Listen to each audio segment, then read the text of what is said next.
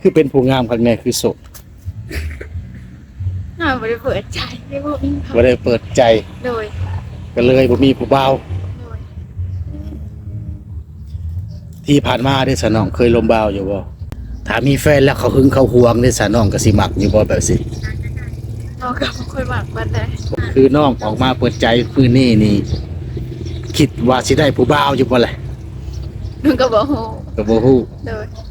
มั่นใจตัวเองอยู่บ่เลือกไปได้แบบหน้าตานี่นะ บ่มั่นใจบ่มั่นใจคือน้องเป็นสาวโรงงานเนาะแบบคือ FC อยากลมอยากคุยน้องสะดวกลมช่วงใดซะเนาะ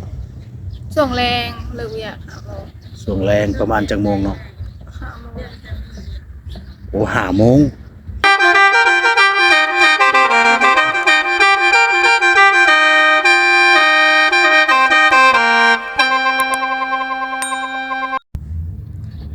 โอเคพี่น้องเอ้ยน้องมื้อนี้ก็พา FC มาลมมาสัมภาษณ์กับสาวโสดที่ว่าหน้าตาดีเนาะโดยสบายดีน้องสื่อจังไดเด้สาวผู้งามนี่ซื้อมี่ฮะซื้อมี่สาวมี่โดยโอ้จักปีแล้วปัจจุบัน9 19จบม.7 แล้วบ่ยัง กำลังเรียนอยู่บ่หรือออกแล้วตอนออกแล้วออกแล้วโดยโอ้เรียนห้องได้จะออกตอนนะออกม.6โอ้ม.6แล้วก็ออกอยากได้ผู้บ่าวบ่จริงออกคือไปได้ บ่ เป็นได้คือออกซะ ออกเวียกหาเงินโอ้ออกเป็นเวียกหาเงินโดยเฮ็ดจังปัจจุบันเวียกตามโรงงานโรงงานยูซิโนเฮานี่บ่ที่สวรรค์ โอ้เฮ็ดเวียกอยู่สวรรค์อยู่โรงงานสวรรค์โดย คือมื้อนี้นี่พักบ่ต้องคือแบบใด ผักเวียก อาทิตย์หนึงพักจักมื้ออาทิตย์ วันผิดผักแต่วันผิดติด พักแต่วันอาทิตย์ โดย แบบจันทร์หาเสาร์นี่น้องไปพักอยู่พุ่นบ่หรือว่ามานอนบ้านหรือไปใด ไปกลับ ไปกลับ โดย มีรถรับส่งโอ้ดุลแล้วว่าไปเฮ็ดงานอยู่สวรรค์ ได้ปีหนึ่ง ได้ปีหนึงเลย โดย โอ้ได้เงินเดือนหลายแล้วซะเนาะ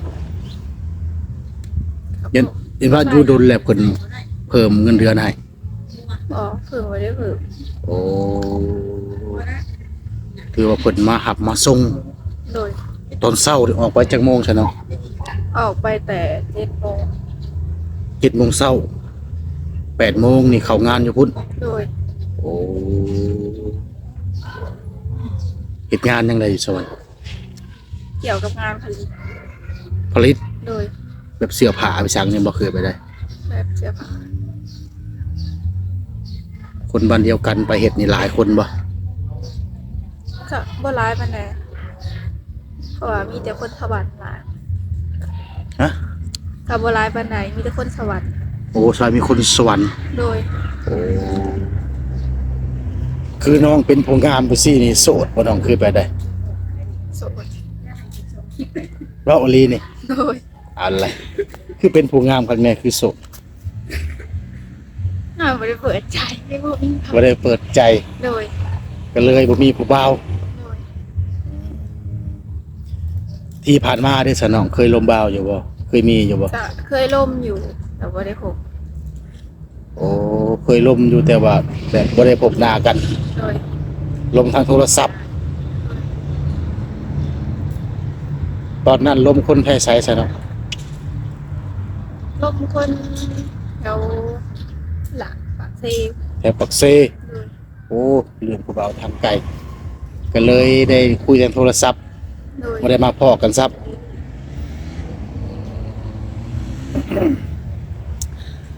วันนี้ไผตัวไผบัดนี้ตอนน่ะน้องบ่ตัวผู้บ่าวหรือผู้บ่าวตัวน้อง เขาตัว เขาตัวแล้วก็โสดมาเลย โดย จักปีแล้วบ่ได้ลมบ่าวนี่ ฮะ ว่าได้จักปีแล้วบ่ได้ลมบ่าวนี่ ก็ได้ถึงปีหนึ่ง แต่ปีหนึ่ง โดย โอ้หาก็โสดมาปีหนึ่งมื้อนี้ก็ออกมาเปิดใจ หาคนคุยหรือหาผู้บ่าวหรือแบบใด หาคนคุย หาคนคุย โดย โอ้แบบคือน้องออกมาเปิดใจนี่ มีผู้ชวนบ่หรือว่าน้องแบบโสดแล้วมาเปิดใจเอง หมู่คือว่า หมู่ชวน เลย โอ้ในฐานะที่ว่าเฮาก็โสดคือกัน เลย คือเดี๋ยวนี้ผู้บ่าวอยู่บ่ตอนนี้ ยังมีอยู่ เดี๋ยวมีอยู่ เลย โอ้สมเทียบตอนนั้นกับตอนนี้ ความรู้สึกเป็นจังไดตอนมีแฟนกับตอนโสด โสดก็ดีอยู่แต่ก็ยัง โสดก็ดี แต่ก็จะมีแฟนนำคำว่าโสดนี่ดีไปได้เนาะ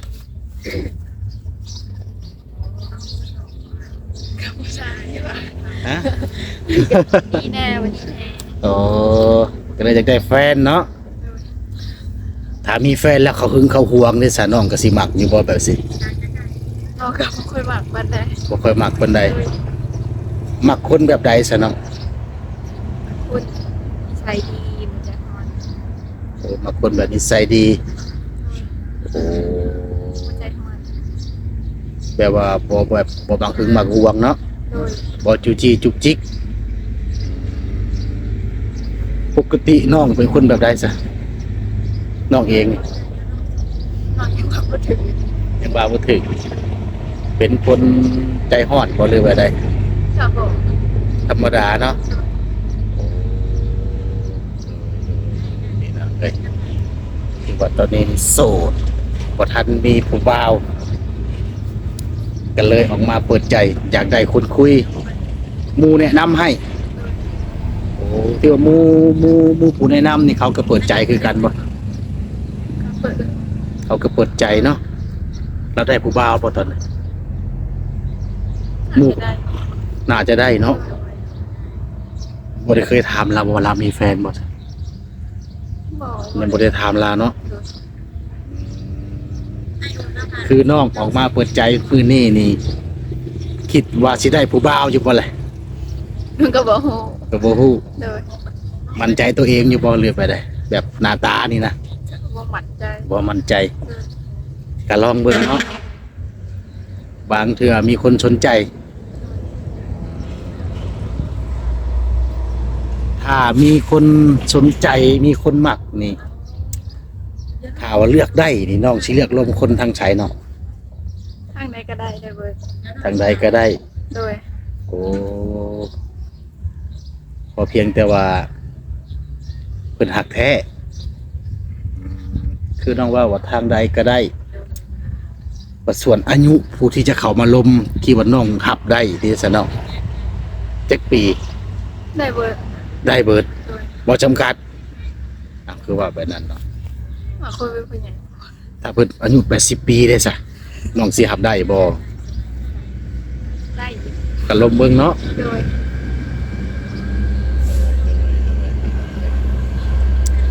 ก็ลองคบก็ลองคุยลองเบิ่งเนาะส่วนอนาคตสิเป็นแนวใดนั่นก็ยังบ่ทันว่าพี่น้องเอ้ยคือน้องนี่เพิ่นก็เคยมีผู้บ่าวอยู่เทื่อหนึงหรือว่าหลายเทื่อแล้วบ่ซะเคยมีผู้บ่าว คอย เคยลมเทื่อเดียวนี่เนาะ โดย กับผิดหวังมื้อนี้ก็เลยออกมาเปิดใจพี่น้องหาคนคุย หวังว่าสิมีคนถึกสเปคกับตัวน้องเพิ่นพี่น้องเอ้ยสเปคที่น้องมาผู้ชายไปได้ซะ ได้เบิร์ดบริสเปก มันเป็นสเปค โดย คนตุ้ยคนจอยได้เบิดคนสูงคนต่ำก็ได้น้องสูงเท่าไหร่ แมท160 160ถือว่าโอเคพี่น้องเอ้ยเนาะความสูง160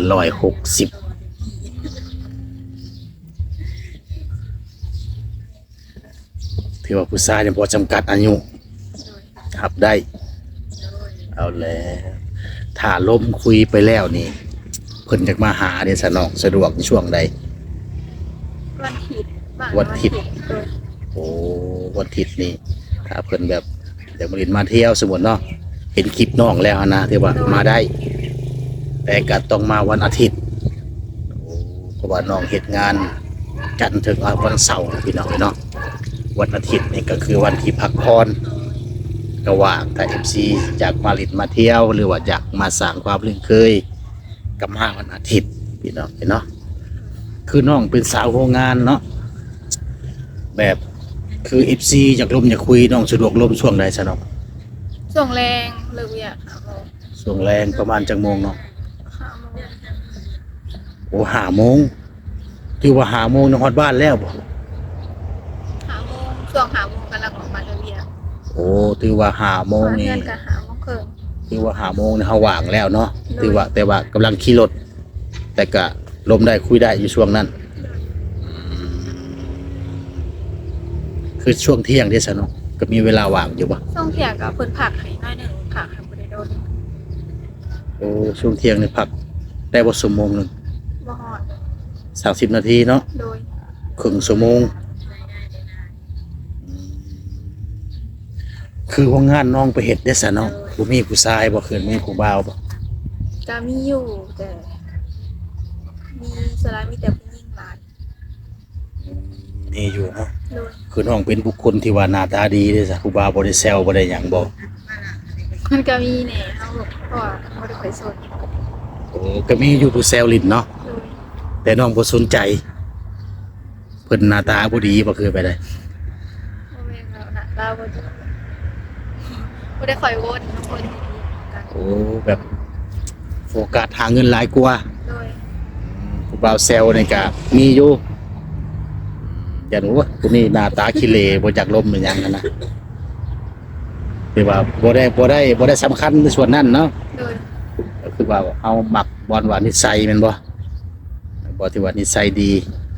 มีความรับผิดชอบ โดย มักคนที่เป็นผู้ใหญ่ โดย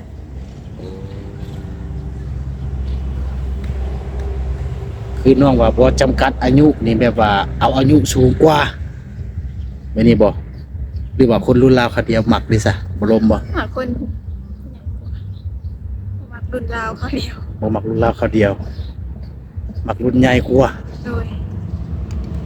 เป็นหยังคือมักรุ่นใหญ่ซะเนาะ อยากได้คืออยู่ในบ้านดูแลเขาได้วันนี้เราสา โอ้แบบความคิดของน้องที่มอง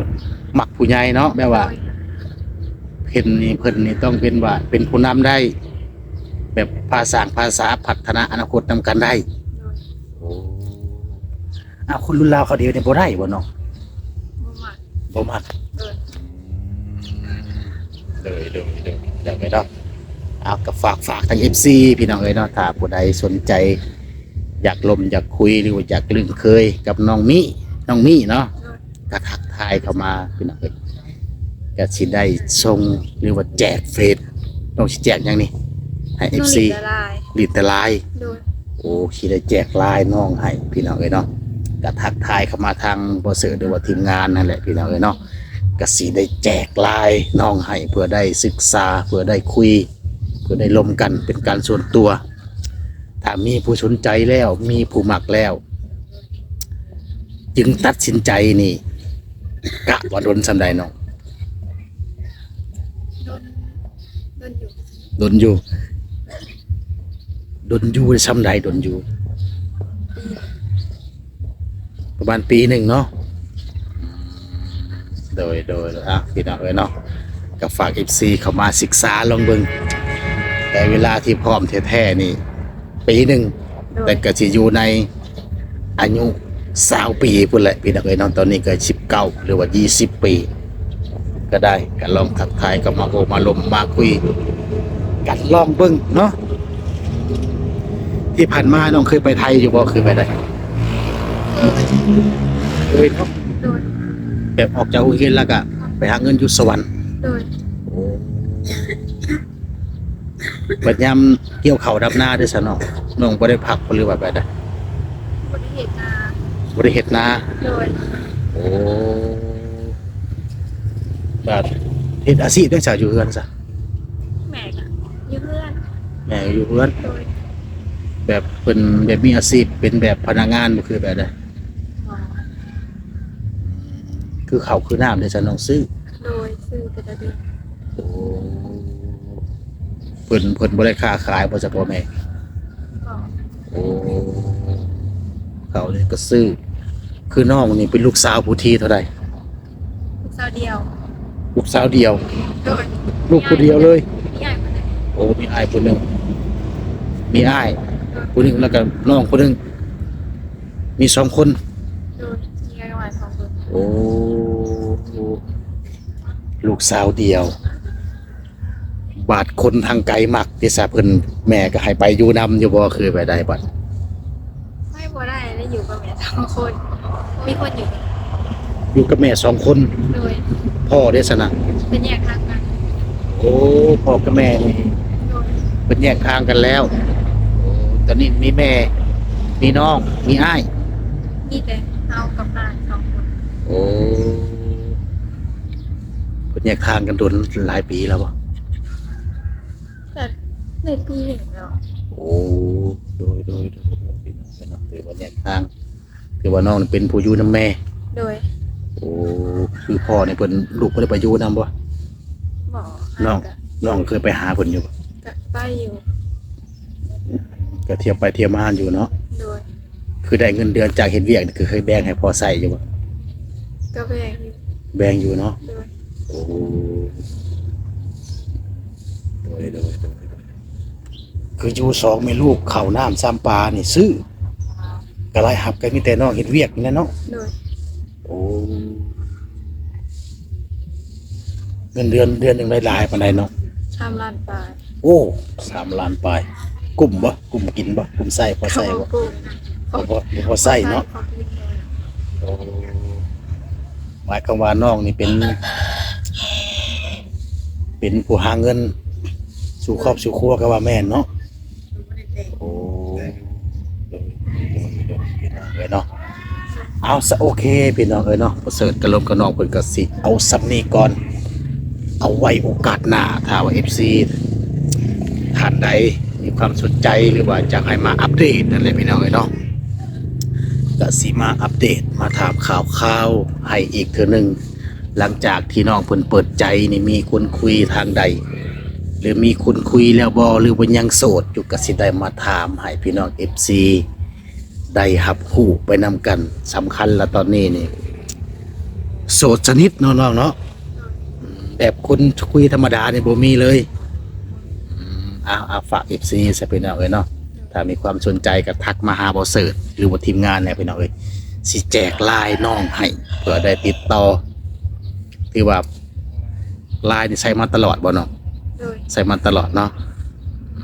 โอเคเนาะเอาสำนี้ก่อนเนาะโดยสบายดี